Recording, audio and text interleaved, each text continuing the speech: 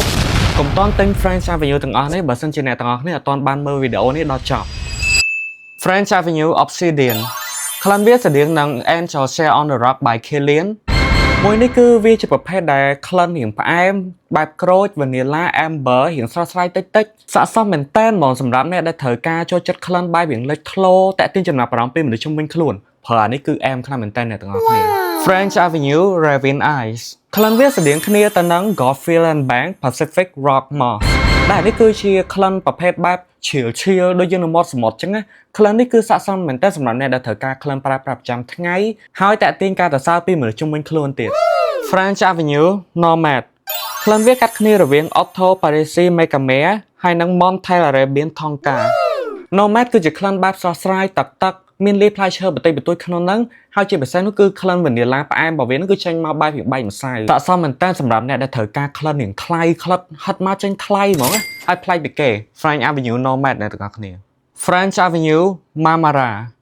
អានេះក្លិនវាគឺកាត់គ្នារវាង Amouage Purpose ជាមួយនឹង Boys Imperial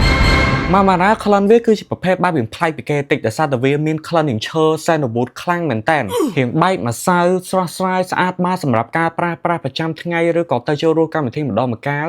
ហើយជាពិសេសនឹងក្លិននេះគឺយើងអាចប្រើបានជា signature ប្រចាំថ្ងៃរបស់យើងបានទៀតផងអ្នកទាំងអស់គ្នាអែមមែនតើចុងក្រោយគេគឺ French Avenue Fate Luna អានេះក្លិនវាគឺស្តៀងគ្នាទៅនឹង Search of Naxos Fate Luna ព្រោះ French Avenue គឺជាក្លិនដែលដិតធ្ងន់ងំបែបទឹកឃ្មុំមានថ្នាំជក់តាបាកូក្នុងហ្នឹងហើយស្រស់ស្រាយពេញចេញពី Lavender តិចៗផងដែរក្លិននេះគឺស័ក្តិសមមែនតើអ្នកទាំងអស់គ្នាសម្រាប់ការប្រើប្រាស់ទៅចូលរួមកម្មវិធីអែមខ្លាំងមែនតើហើយដោយសារតែនេះវារៀងស្រស់ស្រាយជាងរៀងស្រាលជាង OG បន្តិចអ្នកទាំងអស់គ្នាក៏អាចប្រើនេះសម្រាប់ការបាញ់ទៅ date ផងដែរលយខ្លាំងណាស់អ្នកទាំងអស់គ្នា